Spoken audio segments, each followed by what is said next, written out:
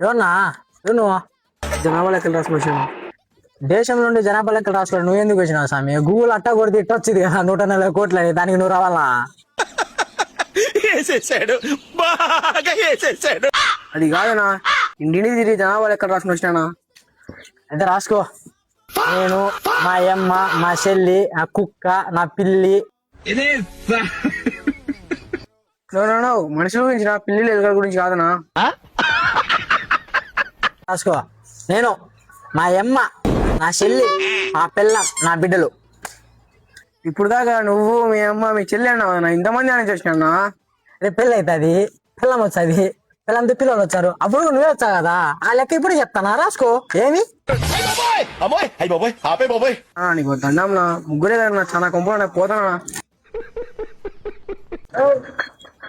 యాందిరయ్యా an చేస్తున్నా ముట్టుకొని వచ్చాను ఈ జనాభా గాడు.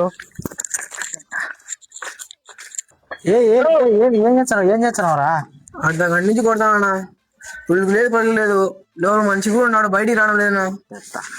సాయంత్రం 6 అయితే వాడు జనాభా ఉత్పత్తిలో బిజీగా ఉంటాడు అన్నమాట. అంటే అది